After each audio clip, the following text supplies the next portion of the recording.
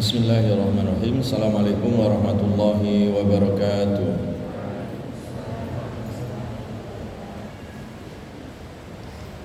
Alhamdulillah. Alhamdulillahilladzi arsala rasulahu bil huda wa dinil haqq liyudhhirahu 'ala ad-dini kullih wa kafaa billahi shahida. Asyhadu an la ilaha illallah wahdahu la syarika lah iqraran bihi wa tauhida wa asyhadu anna Muhammadan abduhu wa rasuluh alladzi la nabiyya wa la rasula ba'da.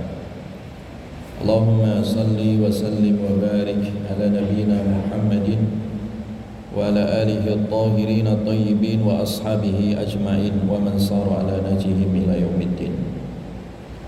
Allahumma anfa'na bima 'allamtana wa 'allimna ma yanfa'una wa zidna ilma amma ba'd. Baik, ahibati fillah, kita lanjutkan kajian kitab Ta'limul Muta'allim, ya. Ilmu dalam psikologi belajar perspektif Islam, ya. Kita sampai pada halaman 50, ya. Qala al-musannifu rahimahullah, wa man kana lahu malun kathirun fala yabkhal. Termasuk adab, ya, ketika dalam proses mencari ilmu supaya ilmunya berkah, ilmu bermanfaat.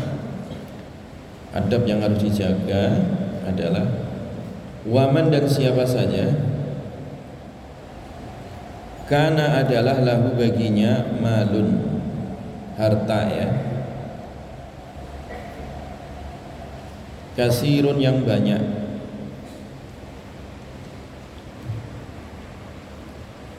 Dalam naskah yang lain tidak ada kasirun, ya, cuma wa man kana lahu malun, ya. Fala yabkhal, maka janganlah pelit, ya, janganlah kikir. Wa yambaghi, dan hendaklah an yata'awwadha, an bahwasanya, ya, an bahwasanya ya ta'awwadha, ia berlindung billahi, kepada Allah, minal bukhli, dari sifat bakhil, ya.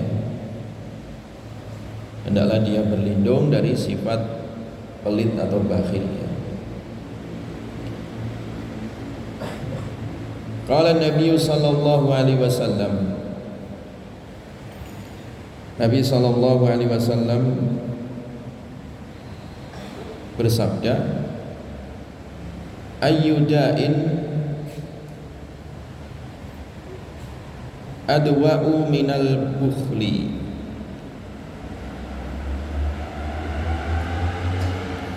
Ayyuda'in, manakah penyakitnya? Adwa'u, itu lebih berbahaya, ya, minal bukhli, daripada penyakit kikir, ya, atau bakhil, ya. Jadi artinya kalau dalam proses mencari ilmu itu jangan bakhil, ya.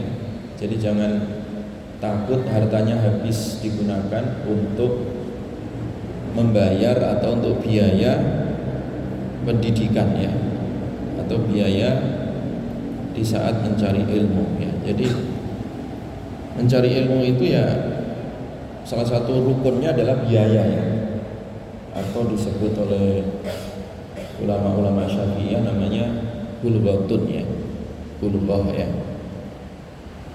Nah, di dalam kaidah ulama-ulama Syafi'iyah itu dikenal dengan sudasiyatul ilmi, ya. Sudasiyatul ilmi artinya ada 6 rukun yang harus dipenuhi ketika mencari ilmu, ya. Yang di bab sebelumnya sudah kita sebutkan, ya, ala la tanalul ilma illa bisittatin sa'umbika an majmu'iha bibayani dzakain wa hirsin wa istibarin wa qurwatin wa suhbati ustadin wa tuliz zamani, 6 ya. Rukunnya ilmu itu ada 6 ya. Rukun dalam proses belajar itu ada 6. Yang pertama dzakain ya. Harus punya kecerdasan ya. Harus punya apa? Kecerdasan. Jadi kalau akalnya nggak cerdas, artinya nggak normal IQ-nya gitu ya, maka tidak bisa mendapat ilmu. Contoh ya, di beberapa prodi kita juga menjumpai ada beberapa mahasiswa yang kecerdasannya itu rendah sekali ya. Ada yang punya IQ-nya 45 itu sulit sekali untuk menerima pelajaran. Jadi kalau di kelas ngantuk gitu, karena memang nggak paham ya. Jadi tidak memenuhi syarat untuk mendapati apa? Ilmu, karena nggak punya apa tadi? Zakat ya, tidak punya kecerdasan ya, kognitifnya lemah ya. Jadi kognitif itu penting, kecerdasan penting. Diukur kecerdasannya berapa, itu ya penting juga. Tapi ingat ya, kata Pak Habibie, kalau orang cerdas nggak ada manfaatnya kalau dia malas ya. Jadi cerdas penting, tapi nggak boleh apa? Malas. Cerdas tapi malas ya, nggak ada manfaatnya ya. Yang kedua apa? Dzakain wa hirsin. Makanya yang kedua rukunnya adalah hirsin. Hirsin itu antusias ya, semangat.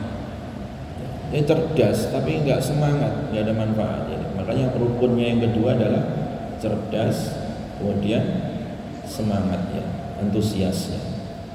Dzakain wa hirsin. Wastibarin yang ketiga adalah sabar ya, harus sabar mencari ilmu itu.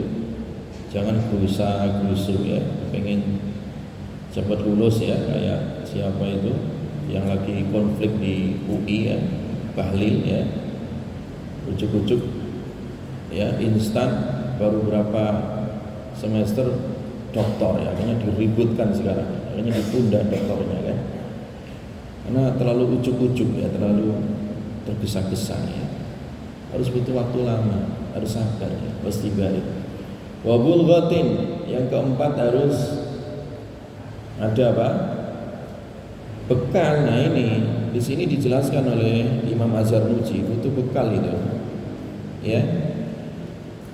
Dulu para ulama itu bekalnya hartanya sampai habis itu ya. Ada ulama itu, ulama untuk belajar ilmu qiraat ada yang menghabiskan 80.000 dirham atau dinar ya. Ada yang sampai menjual rumahnya, kayak Imam Syafi'i sama itu ya. Untuk biaya dari Mesir harus berangkat ke Mekah, itu ngabisin biaya jual rumah ya, jual harta ya yang ada itu. Ulama juga begitu semua ya. Jadi bekal ya, namanya bulughah ya, bekal atau biaya ya. Biaya pendidikan itu termasuk rukun apa? Rukun apa? Rukun ilmu ya, dalam memperoleh ilmu itu harus ada biaya. Wa bulghatin wa suhbati ustadzin, dan yang kelima mulazamah, suhbah ya, harus berguru. Harus berguru. Jadi tidak boleh belajar agama otodidak ya. Tidak boleh, akhirnya kayak Mamang Gufron ya itu, belajar agama otodidak, akhirnya pakai bahasa semut yang nggak jelas ya. Atau kayak Musadek ya, dari Gunung Bunder ya, akhirnya ngaku nabi ya gitu. Karena belajar agama tidak pakai guru, otodidak, akhirnya gurunya setan ya. Gurunya apa? Setan, bisikan-bisikan setan itu gurunya ya. Dan yang terakhir adalah watuliz zamani ya, panjang masanya ya, butuh waktu yang lama. Kenapa dalam mencari ilmu itu tidak boleh instan? Karena butuh proses tadi, pembelajaran lama ya. Kalau kalian S1 4 tahun itu sebentar sebenarnya ya. Ya. Sebentar itu. Dulu ulama biasa belajar 20 tahun, 30 tahun itu. Atau bahkan seumur hidup ya, sampai gurunya meninggal gitu. Kayak Imam Syafi'i itu belajar dengan Imam Malik sampai wafat Imam Maliknya gitu. Baru beliau pindah guru ya.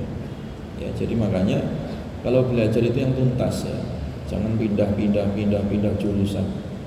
Ya, makanya Ustaz jangan mengizinkan ada mahasiswa mau pindah jurusan, nggak bisa. Ya. repot urus administrasinya, repot ngulang mata kuliahnya, ya. Nggak fokus, akhirnya nanti sulit dan putus asa, akhirnya nggak jadi kuliah. Itu dampaknya begitu, nggak sabar ya. Ya. Jadi oleh karena itu tadi ya, 6 itulah yang menjadi rukun dalam proses belajar supaya berkah dan sukses ya. Jelas ya? Jadi di sini disebutkan hendaklah kalau dia punya harta sebagai bekal ilmu jangan bakhil ya. Karena apa? Harta yang kalian gunakan untuk belajar itu jadi apa? Amal jariah itu. Jadi sedekah ya. Jadi sedekah. Ya. Dan nanti ingat ya, nanti kalau kalian nanti jadi orang tua, ingat ini. Kalau kalian mampu membiayai pendidikan anak kalian, jangan cari beasiswa ya. Biayai sendiri gitu. Kenapa? Karena itu akan jadi amal soleh kalian, akan jadi amal jariah kalian. Kalau nanti yang biaya orang lain itu yang dapat amal jariahnya gitu. Paham? Ya. Seperti itu. Ya. Jadi jangan kemudian apa, bapaknya naiknya mobilnya Fortuner, mintanya gratis ya. Janganlah ya, bayar aja gitu. Ya, bayar. Itu lebih afdol ya. Kalau orang bisa membiayai dirinya sendiri atau orang tuanya bisa membiayai anaknya, itu lebih afdol gitu ya. Ya, jelas ya. Nah, itu yang Ustadz amalkan juga. Ustadz nggak nyari beasiswa untuk anak-anak Ustadz, udah saya biayain aja. Kalau selama mampu saya bayarin. Saya nggak mau cari beasiswa gitu ya. Kenapa? Ya itu jadi amal jariah kita gitu. Ya. Kalau nanti yang biaya orang lain, ya orang lain yang dapat gitu ya. Kalau kita mampu ya, tapi kalau nggak mampu ya nggak ada masalah ya, cari beasiswa ya. Jelas ya. Jadi jangan bakhil terhadap harta gitu ya. Dan berlindunglah dari sifat bakhil ini ya. Karena bakhil itu penyakit yang paling mematikan ya. Nih. Jadi ayyudain adwa'u minal bukhli. Ya, enggak ada penyakit yang paling bahaya, paling mematikan daripada penyakit apa? Bakhil. Iyyakum wal bukhl ya. Nabi di riwayat yang lain mengatakan jauhilah sifat bakhil. Fa inna ma ahlaka man kana qablakum. Ya. Sesungguhnya orang rusak ya terdahulu sebelum kalian ya. Iyyakum wasyuh ya. Hendaklah kalian apa? Menjauhi sifat bakhil. Ya, karena rusaknya fa inna ma ahlaka man kana qablakum ya, sesungguhnya rusaknya umat terdahulu itu dengan sebab apa? Asyuh tadi ya. Wa may yuqa syuhha nafsihi fa ulaika humul muflihun kan itu. Siapa yang diselamatkan dari sifat bakhil maka dialah orang yang beruntung dan orang yang sukses. Wa kana Abu Syaikh dan adalah Abu Syaikh ya, Al-Imam Al-Ajal. Imam Abu Syaikh ya.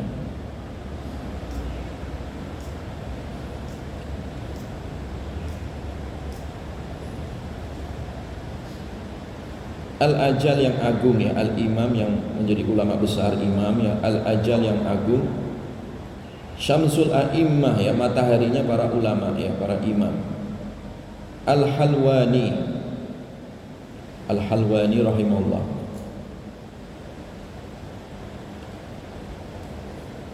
Jadi wa kana Abu Syaikh dan adalah bapaknya Syekh Al-Imam Al-Ajal Syamsul A'immah Al-Halwani ya, rahimahullah. Jadi ini salah seorang ulama Hanafiyah ya. Jadi di ulama Hanafiyah itu ada ulama madhab ya, yang itu menjadi rujukan dalam madhab Hanafi. Satu ini adalah Imam Al-Halwani yang punya kitab Al-Mabsut ya. Jadi kalau kalian belajar madhab Hanafi itu rujukannya ke kitab ini ya, yang ditulis oleh Imam Al-Halwani ya, namanya kitab Al-Mabsut ya. Dan juga Imam Sarakhsi ya. Itu dua ulama ini sama-sama punya kitab Al-Mabsut. Al-Mabsut itu terjemahnya ensiklopedia ya. Jadi ensiklopedi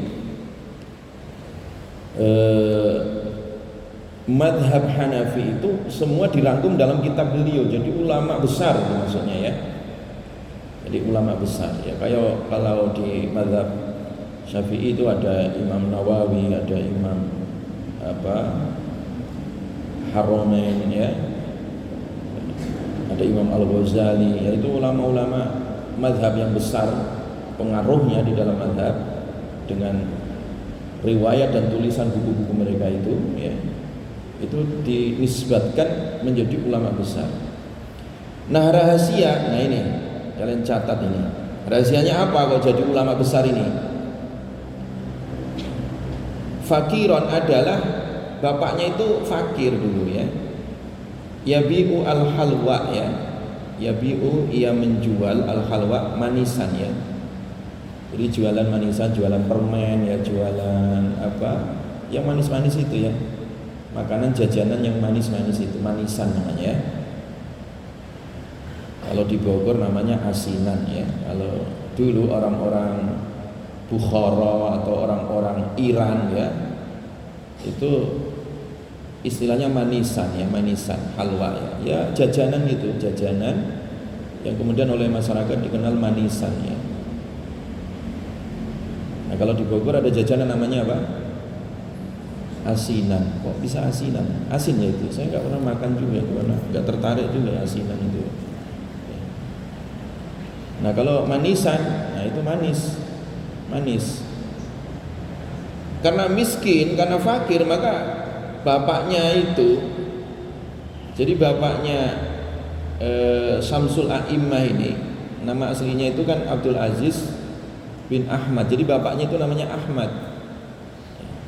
Karena dia bapaknya itu jualan apa tadi? Manisan. Manisan itu bahasa Arabnya apa? Halwa. Namanya apa? Halwa.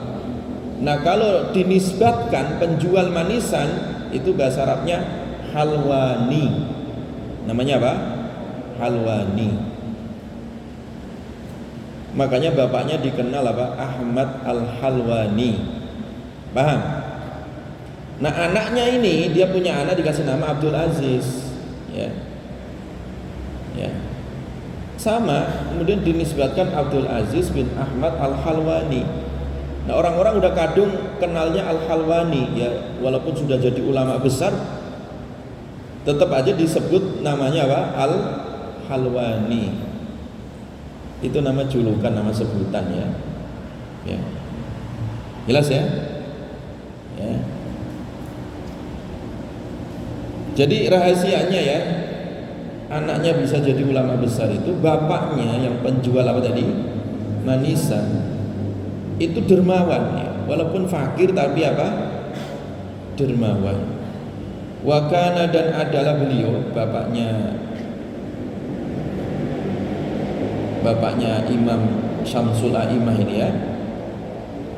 Yu'ti, memberikan, menghadiahkan al-fuqaha, para ulama fikih ya, para ulama besar, ulama fuqaha ya, ulama-ulama fikih ya, minal halwa, dari tadi dagangannya tadi manisan ya.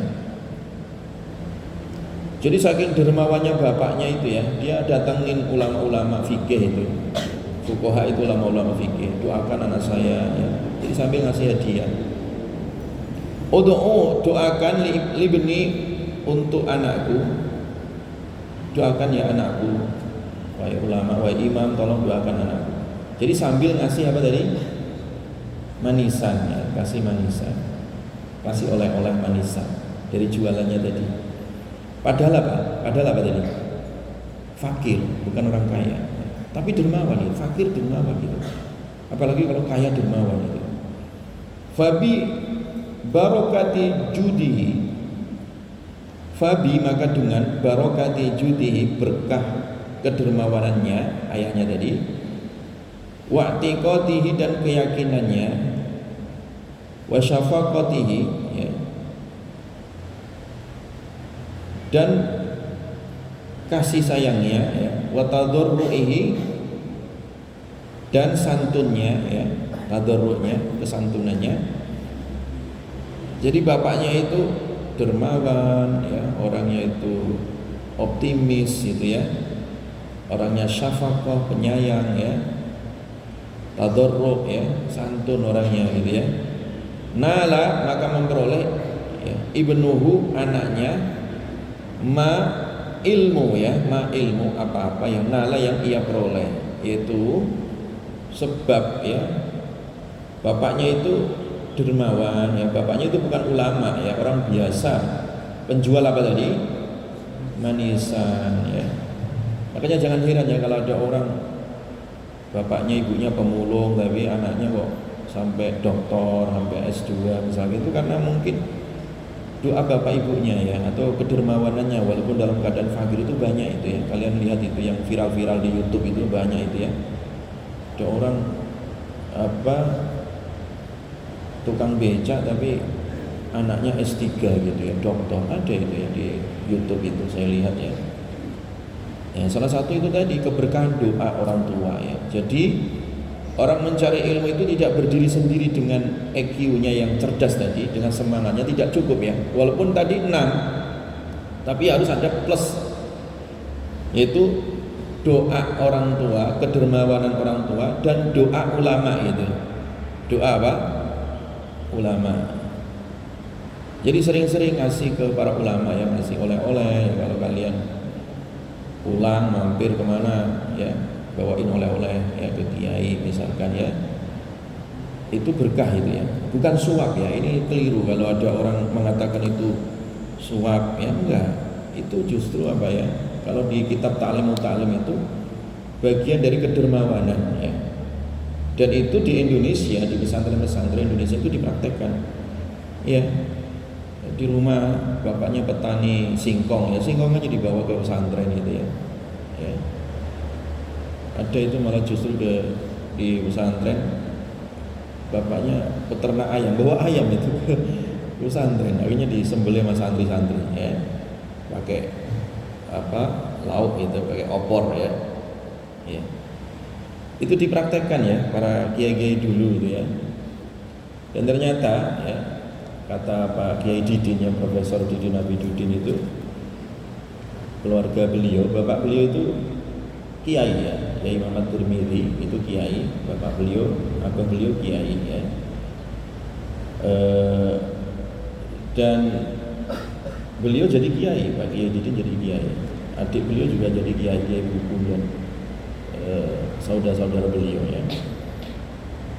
Rahasianya apa? Nah itu ya, Pak Kiai Didin ya, Prof Didin cerita ya. Dulu bapak itu kalau mondokin saya katanya, kalau mondokin anak-anak itu ke pesantren, itu dulu kan mondok masak sendiri, ya kan?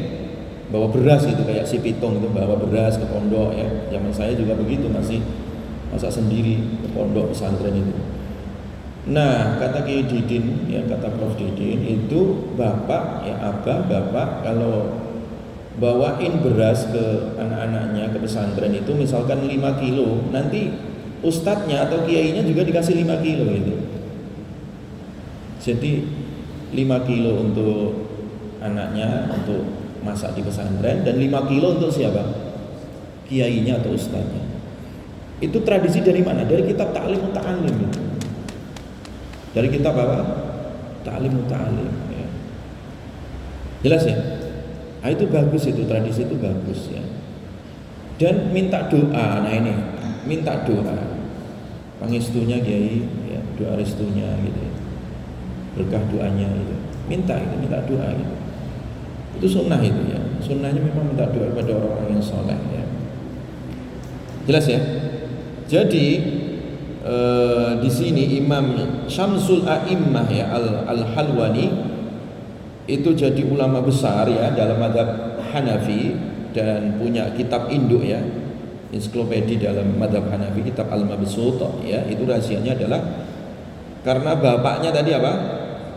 Dermawan ya kan, baik, santun ya.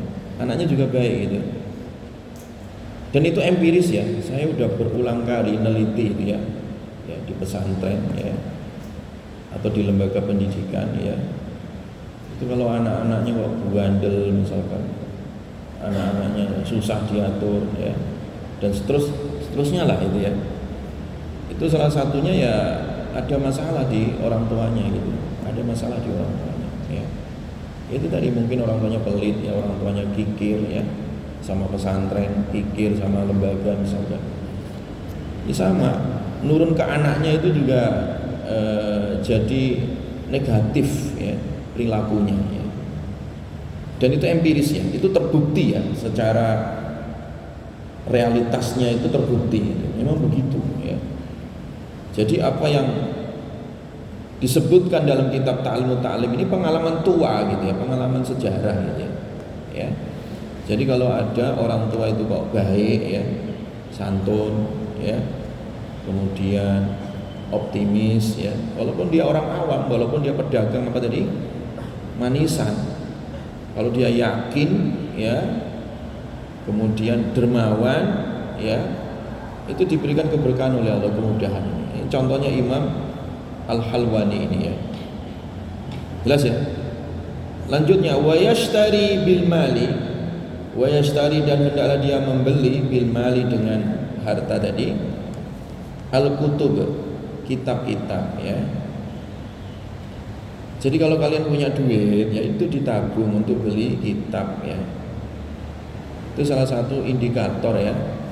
Sukses kuliah itu kalau kalian punya buku, punya kitab ya. Itu salah indikatornya gitu. Saya dulu tuh kalau kuliah itu satu mata kuliah itu saya minimal punya 5 buku gitu. Misalkan mata kuliah apa, itu saya beli 5 buku, nabung gitu, jajannya dikurangin gitu, beli 5 buku ya. Satu mata kuliah lagi gitu. Kenapa? Memang begitu. Jalan mencari ilmu itu harus punya kitab gitu ya. Kalau kalian hanya kuliah datang, pulpen aja nggak bawa, kemudian kertas juga nggak bawa, malah minjem kertas temennya gitu. Ini mau jadi apa kuliahnya gitu kan? Ya. Jadi nggak punya catatan, ya, nggak punya kitab, nggak punya catatan. Ya. Coba kalian nih, kalian itu S1, itu 150 SKS, coba bayangin. Itu kurang lebih ada berapa mata kuliah itu? Adalah 60-70an mata kuliah, iya kan? Satu mata kuliah itu kan biasanya dosen menyuruh makalah, ya kan? Nulis makalah atau bikin PPT. Itu 10 halaman saja kali 60 berapa? Hah? 600 ya? 600 halaman kalian punya buku gitu. Kalau kalian dokumentasikan itu, tulisan-tulisan itu ya. Tapi kalau kalian nggak perhatian, semester 1 kemarin mata kuliahnya apa lupa, ditanya dosennya siapa, nggak inget dosennya. Lah ini lucu itu. Nggak tahu ya dengan dosen siapa ya katanya. Nah, itu gimana kalian kuliah? Itu berarti nggak ada perhatian kuliahnya, dosennya aja nggak kenal ya. Ya. Mata kuliahnya juga lupa namanya, gimana mau jadi ilmuwan kan? Dulu para ulama itu membiasakan mendokumentasikan nama-nama dosennya, nama-nama gurunya, dan sejarah hidupnya. Makanya disebut al-masyakhah ya, dokumentasi guru-guru. Itu penting. Kalian berguru dengan siapa gitu, didokumentasikan. Oh saya berguru dengan ini, ustadz ini, dengan ulama ini misalkan ya, itu penting didokumentasikan. Beli bukunya ya. Wayastaktibu,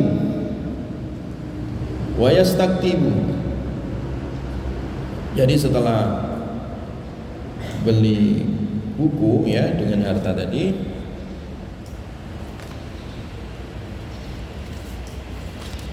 wayastaktibu,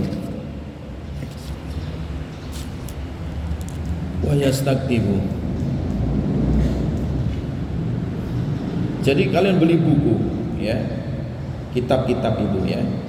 Wayastaktibu, dan berusaha ya, menulis ya. Wayastaktibu, dan berusaha menulis.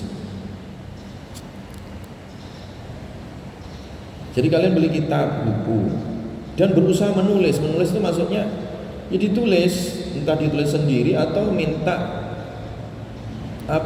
tulisan temennya gitu ya, mencontoh ya dari pelajaran yang sudah ditulis temennya, kalian tulis. Mungkin kalian kedengarannya kurang jelas penjelasan dari ustadznya ya, Kalian tanya yang bagian depan, teman-teman yang duduk di depan yang tadi mendengar secara langsung, ditulis. Ya. Itu namanya kalau di istilah pesantren ditempel ya. Jadi dulu di pesantren itu salah satu tradisinya kalau ngaji kitab kuning kayak gini ya, itu ndak ada lafaz yang tidak tahu maknanya. Iya. Jadi harus setiap lafaz itu kalian tahu maknanya gitu. Kalau bolong artinya kelewatan, ya harus ditempel gitu. Dibiasakan begitu ya Pak ya. Itu sebodoh-bodohnya kalian, walaupun kalian itu EQ-nya nggak terlalu cerdas itu ya. Tapi kalau rajin begitu, itu lama-lama bisa sendiri gitu. Bisa itu karena kebiasaan gitu ya. Ustadz itu nggak pintar aslinya ya.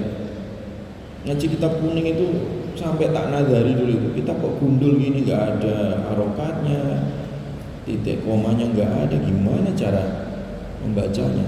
Ya sampai tak tulisin di halaman muka gitu ya, di halaman depan. Kalau saya bisa baca kitab kuning, saya akan bersolawat 1000 kali. Itu masih ingat saya ya. Sampai dinadari saking gimana cara bacanya. Tapi karena itu tadi sering ngaji, kalau ngaji itu kalau pas tidak tahu maknanya, saya selalu bertanya. Kalian bisa cek itu kitab-kitab pesantren saya itu pasti penuh. Tafsir Jalalain dari jilid 1, jilid 2 itu semua penuh. Penuh maksudnya itu nggak ada yang kelewatan lafaz gitu, nggak ada. Ya, jelas ya. Yang kemarin mahasiswa saya suruh praktek baca kitab kuning gitu, tafsir Jalalain kemarin. Tak tanya kenapa kok nggak dikasih maknanya, banyak yang bolong. Coba lihat. Saya periksa satu-satu itu. Mahasiswa semester 1, semester 3 kemarin itu, ternyata banyak yang bolong. Banyak yang apa? Bolong. Ada juga yang hilang malah, coba kitabnya hilang, lupa naruh karena jarang dibaca. Itu gimana kalian bisa dapat ilmu ya? Jelas ya? Makanya di sini salah satu adab di dalam mencari ilmu itu adalah wayastaktibu. Jadi budaya untuk menulis itu harus. Walaupun sekarang ada laptop, ada HP misalkan, Ustadz tetap wajibin bawa pulpen kalau kuliah, dosennya Ustadz.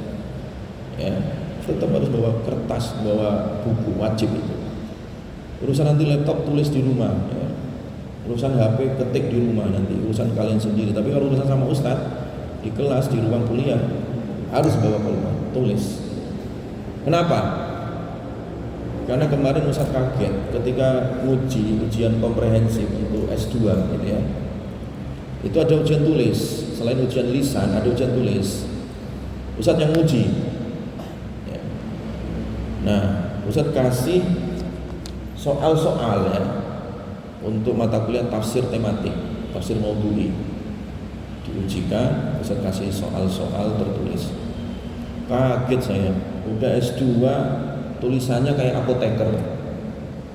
Tulisannya kayak siapa? Kok apoteker? Kayak tulisan dokter. Tulisan apa? Dokter. Tahu tulisan dokter?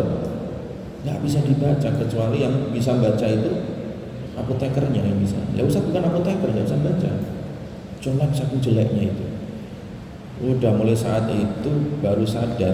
Udah pokoknya kalau mata kuliah Ustaz wajib bawa pulpen sama apa? Buku tulis, itu wajib. Ya.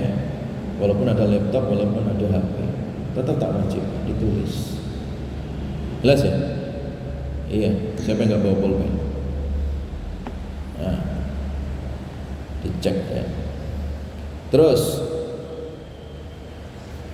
fayakunu aunan, maka adalah aunan itu sebagai penolong, bisa membantu ya, ala ta'allumi, atas belajar ya.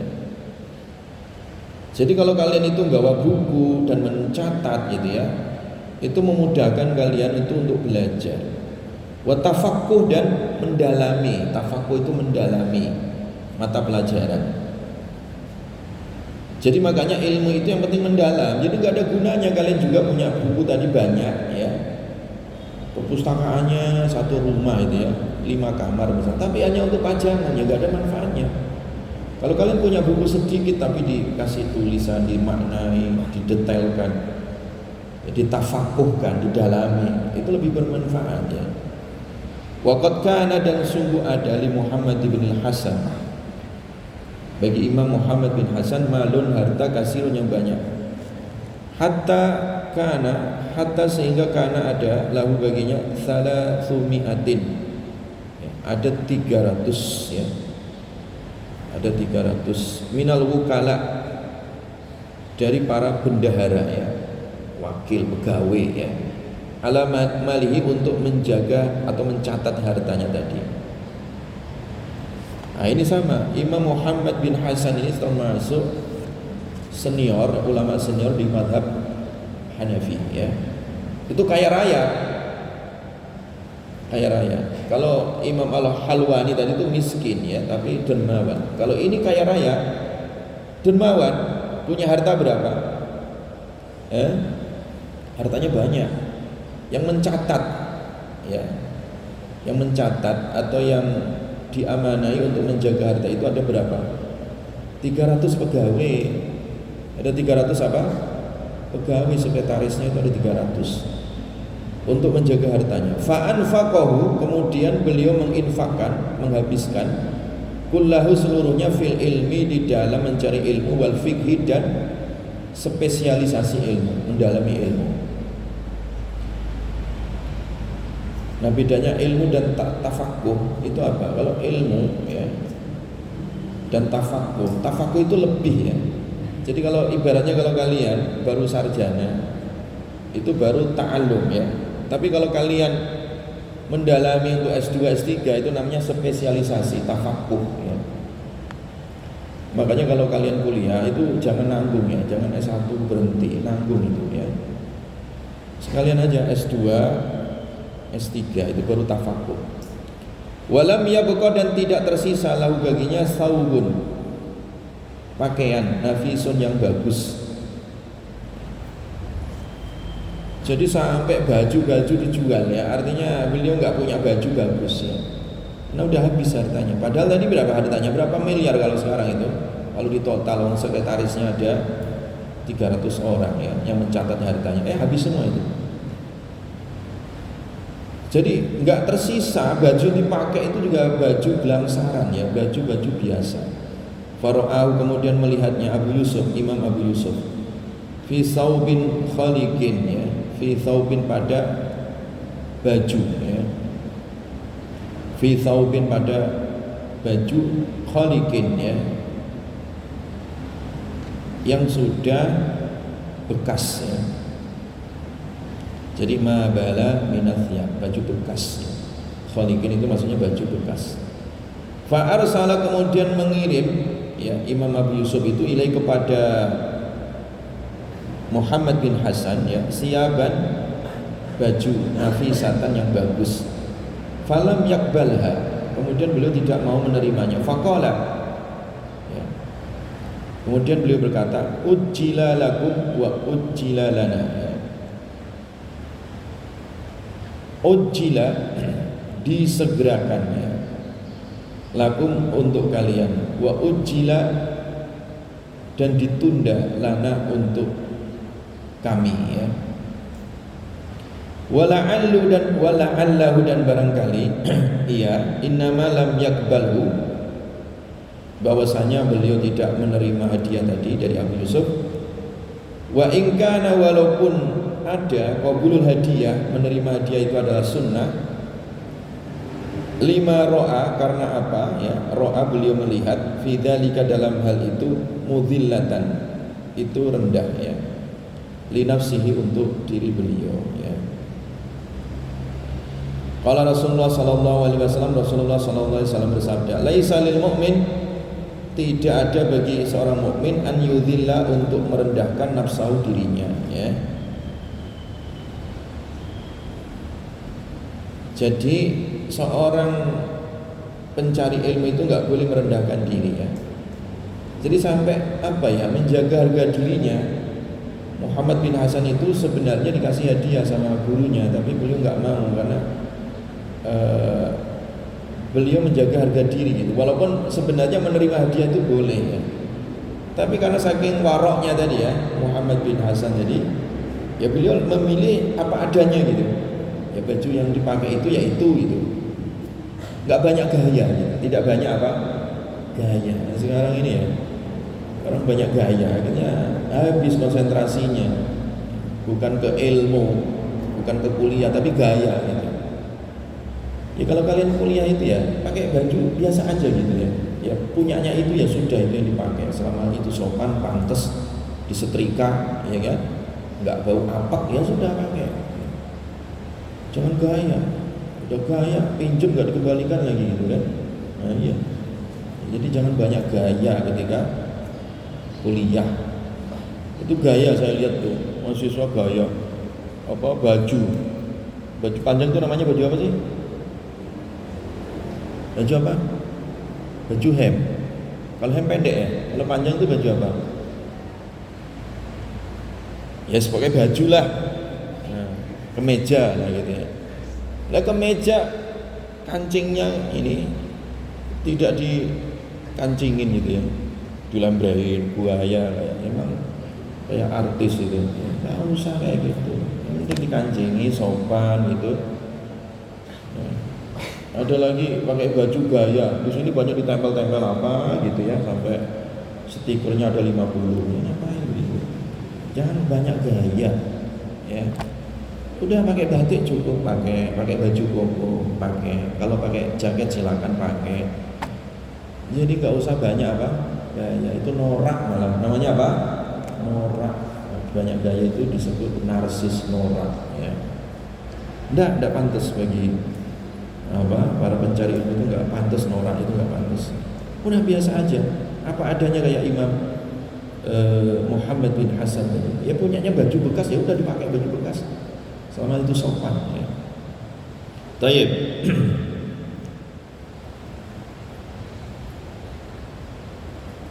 Nah kemudian tidak boleh pula menghinakan dirinya. Jadi memang bersahaja gitu apa adanya. Di sisi lain jangan terlalu melas gitu ya, mencari belas kasihan. Baju sudah seminggu keriting gitu ya, dipakai terus, nggak pernah dicuci, nggak pernah disetrika. Itu menghinakan diri sendiri gitu. Orang mau duduk di sampingnya juga males, udah bau ya.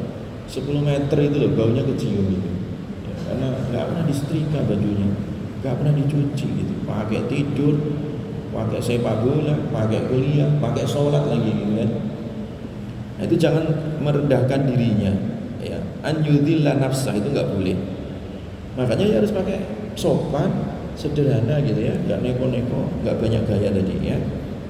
Wa hukiya ana fakhrul Islam al-Arsabandi ya, rahimallah. Imam Arsabandi ya. Jamaah beliau mengumpulkan kusyura bitih ya, kulit ya, kusyur itu kulit. Al-bitih semangka ya. Al-mulqah yang dibuang fi makanin pada tempat kholin yang kosong ya. Fa'akalah kemudian beliau memakannya ya. Jadi dulu itu saking apa ya, ulama itu ya, saking nggak punyanya duit ya, dia dalam proses belajar, proses ngaji nggak punya duit, nggak punya beras, nggak punya gandum, nggak punya roti. Akhirnya kalau pas lagi sepi gitu, dia cari kulit semangka dimakan ya, ya dimakan, cari kulit semangka. Fara'athu jariyah, kemudian melihatnya jariyah itu seorang jariyah ya, jariyah. Fa'akhbarat bidzalik, kemudian mengabarkan bidzalika dengan hal itu, maulaha tuannya ya. Jadi ada seorang budak perempuan, kemudian mengabari temannya, tadi saya melihat itu orang makan kulit semangka. Fattakhadha lahu, kemudian mengambil lahu untuknya dakwatan ya. Ya. Jadi diundang ya, dakwatan itu diundang. Fada'ahu, kemudian mengundangnya ilaiha kepadanya ya. Falam yakbal, maka Imam Arsabandi tidak menerima lihada terhadap ini. Jadi dia itu tidak mau dibelas kasihani, dia lebih baik tadi makan kulit semangka tidak minta-minta daripada harus ngemis gitu ya. Makanya sekarang ini jangan bangga ya ngemis ya dijadikan profesi. Bahkan sekarang itu ngemis itu loh online sekarang itu, ngeri sekarang itu ya. Enggak hanya di lampu merah ngemis sekarang itu ya. Pernah dulu di lampu merah Semplak itu ya, Yasmin ke sana itu, Taman Yasmin ke sana itu Semplak namanya. Itu ada bapak-bapak ngemis itu. Ternyata mobilnya punya mobil Avanza, istrinya 2 gitu, ditangkap sama polisi ya. Ngemis punya istri 2, punya mobilnya bagus itu. Jadi profesi ya. Dan sekarang malah ngemis lebih canggih lagi online itu. Di Sukabumi itu ada siapa itu orang joget-joget di TikTok gitu ya, supaya disawer dapat duit ya, ngemis itu ya. Jadi mental rendahan gitu ya untuk dapat uang, tapi mentalnya nyungsep gitu, mental rendahan, hina gitu ya. Jangan seperti itu ya. Orang-orang yang dalam proses mencari ilmu itu nggak boleh menghinakan dirinya ya dengan budaya yang rendah ya. Nih, jadi jaga adab, jaga harga diri. Maka beliau nggak mau tadi dia. Titik ya. Wallahu a'lam bishawab. Insyaallah dilanjutkan pada pertemuan. Dikasih tanda ya.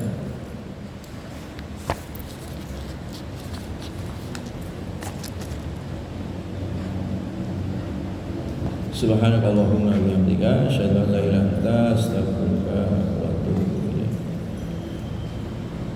Assalamualaikum warahmatullahi wabarakatuh.